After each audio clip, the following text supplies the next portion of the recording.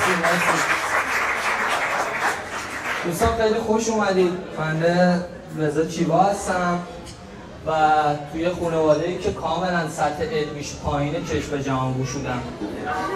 خیلی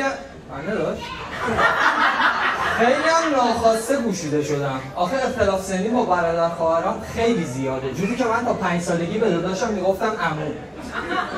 بعد هر چقدر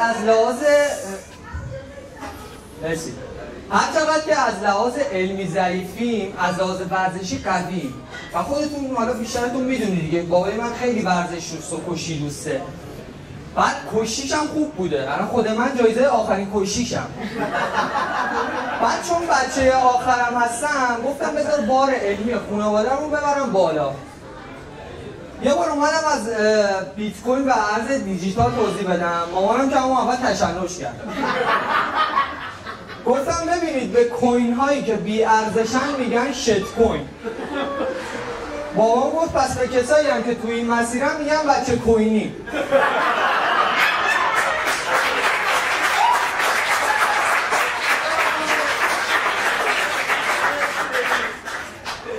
بنده خودتون گفتم بذارید اینا تو موقعیتش که باشن خب مجبور به پیشرفتن، بذار برم یه ربات انسان نما بگیرم بیارم باش سر و کله بزنم بچه بذار پیشرفت کنم. رفتم ربات بخرم، فروشنده گفت این یکی از باهوش‌ترین رباتامونه، الانم تو دوره پیشرفته است. گفتم پشتیبانش کیه؟ گفت خودش پشتیبانه. گفتم آها بچه‌های هنرآموخته است. بعد بابای منم خیلی خوشحال بود، مثلا اون رباتم که آورده بودیم مثلا یه کارهای عجیب می‌کرد، مثلا تو بالا مثلا تو خونه از خودش فیلم میگرفت میگفت همونطور که میبینید کولر گازی الان خاموشه، هوا هم مناسبه. دوستان عزیز همکنون ربات.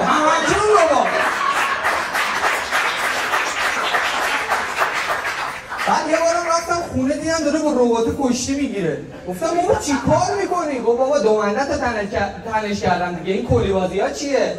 گفتم مثلا بحث دومنده این ربات اسرائیلیه، نباید باش میرفتی رو دوشم. بعد از اونجایی که فهمیدین اسرائیلی فیلمی که مسیحی اسمشو گذاشت ربات صلیبی.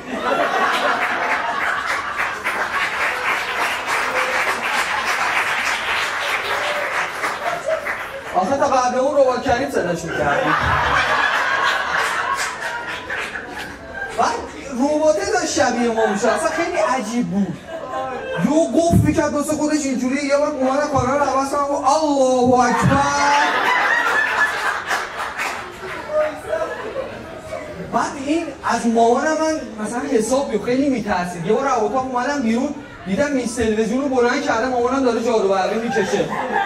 ببین تا حالا عرق کردن یه ربات رو ندیده بودم. گفتم بردی که این رباته بابا، حالا بیشتر حریف تمرینی باباته. بعد دیدم اینا دارن خیلی اذیتش میکنن، سپردمش به داداشم. گفتم بابا اینا حواسشون نیست، تو حواست به این باشه. بابا اوکیه. گفتم باشه. یه روز اومدم خونه دیدم رباته داره گریه میکنه. گفتم این چشه؟ گل زده. گفتم معمولا گل میزنم باز خنده برمیاد. گفت چه ربطی داره؟ حمید اسیری هم گل زد گریه کرد. بعد گفتم که بابا خیلی دارید اذیتم میکنید، موام داره سفید میشه دیگه. یه رباته گفت موی انسان ذاتاً سفیده آقای چیوا. بعد گفتم شما نمیدونید چه معضلاتی قراره داشته باشی. من یه مطلب خوندم به خاطر تغییرات آب و هوایی قراره 21 کشور دنیا تبدیل به بیابون بشه. بابام گفت واسه توی شطور که بد نمیشه. گفتم بابا چقدر منو کوچیک میکنی، مگه من از پرورشگاه آوردی؟ یهو همه ساکت شدن. به مامانم نگاه کردم گفت خانوم مگه شطوران پرورشگاه دارن؟ بعد اومد از دلم در بیاره گفت ببین من کلا با شطورا مشکل دارم.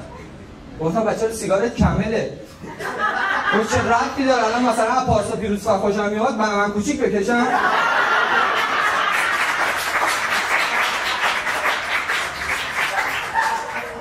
که گفتم بابا اصلا شما نمیخواید جدی بگیرید، دنیا روز به روز داره پیشرفت میکنه. مامانم گفت چه فایده؟ مهراد جان ولش کرد. دیگه از همه‌شون شاکی شدم، رو به خدا کردم گفتم خدایا نجاتم بده. خدا گفت اسکل من گادم، دکتر باید سیو بده.